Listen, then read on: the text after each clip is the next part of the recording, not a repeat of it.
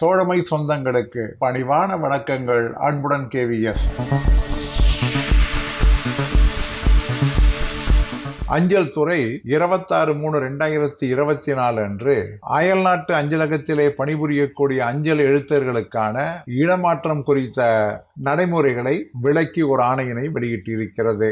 சென்னை மற்றும் கல்கத்தாவிலே பணிபுரியக்கூடிய ஃபாரின் போஸ்டிலே, அதாவது அயல்நாட்டு அஞ்சலகத்திலே பணிபுரியக்கூடிய போஸ்டல் அசிஸ்டன்டினுடைய பணி இடமாற்றம் பற்றி பரிசீலனை செய்யப்பட்டது. 31/12/2022 முன்னால் யாரெல்லாம் அயல்நாட்டு அஞ்சலகத்திலே பணிபுரிந்தார்களோ அவர்கள் அத்தனை பேருமே அயல்நாட்டு அஞ்சல் பிரிவிலே அவர்கள் பதவி உயர்வு பெறுகின்ற வரை அல்லது அவர்கள் இலாக்காவில் இருந்து ஓய்வு பெற வரை அங்கேயே பணிபுரிய அனுமதித்திட வேண்டும்.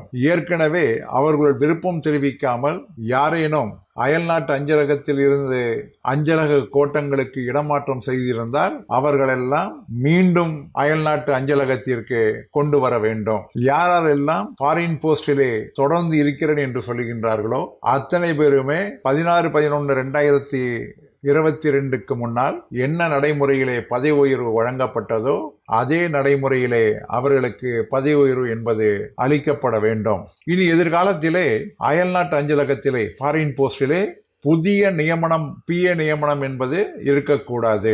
இனி எதிர்காலத்திலே காலியாக உள்ள பதவிகளை நிரப்பிட வேண்டும் என்றால் அந்த பதவிகளுக்கு போஸ்டல் டிவிஷனில் இருந்து, அதாவது அஞ்சல் கோட்டங்களில் இருந்து டென்யூர் அடிப்படையிலே ஆட்கள் அனுப்பப்படுவார்கள். ஒரு டென்யூர் முடிந்த பின்னாலே அடுத்த டென்யூரிலே அவர்கள் தொடர முடியாது.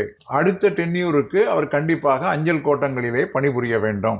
அஞ்சல் கோட்டங்களிலே ஒரு டென்யூர் முடிந்த பின்னால் அவர் விரும்பினால் மீண்டும் அயல்நாட்டு அஞ்சலகத்திற்கு டென்யூர் பேசிஸிலே அனுப்பப்படுவார்கள்.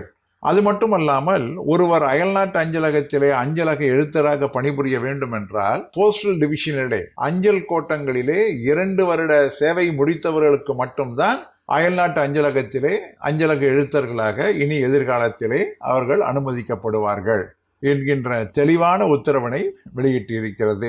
இனி எதிர்காலத்திலே ஃபாரின் போஸ்டுக்கு என்று தனியான நியமனம் கிடையாது. அவைகளெல்லாம் போஸ்டல் டிவிஷனில் இருந்துதான் அனுப்பப்படும். தற்பொழுது இருக்கக்கூடிய ஃபாரின் போஸ்டில் இருக்கக்கூடியவர்கள் எல்லாம் அவர்களுடைய பதவி உயர்வு பெறுகின்ற வரை அல்லது அவர்கள் இலாக்காவில் இருந்து ஓய்வு பெறுகின்ற வரை அதே இடத்திலே பணிபுரிய அனுமதிக்கப்படுவார்கள் என்கின்ற இந்த டிரான்ஸ்பர் கைட்லைன்ஸ் தான் நாம் எதிர்பார்த்தது. கூட நம்முடைய பதிவுகளிலே கூட மிக தெளிவாக வெளியிட்டிருந்தோம். ஒரு அயல்நாட்டு அஞ்சலகத்திலே பணிபுரியக்கூடியவர்களுக்கு மிக பெரியதொரு அநீதி இழைக்கப்பட்டு இருக்கிறது, அவர்களுடைய சீனியாரிட்டி என்பது பறிக்கப்படுகிறது, அவருடைய பதவி உயர்வு என்பது பறிக்கப்படுகிறது போன்ற செய்திகளை எல்லாம் நாம் சொன்னோம். இந்த ஆணையின் மூலமாக அதற்கு சற்று நிவர்த்தி கிடைத்திருக்கிறது. உள்ளபடியே இது ஒரு நல்லதொரு ஆணை என்கின்ற எண்ணம் எனக்கு உள்ளது என்று கூறி முடிக்கின்றேன். மீண்டும் சந்திப்போம். அன்புடன் KVS.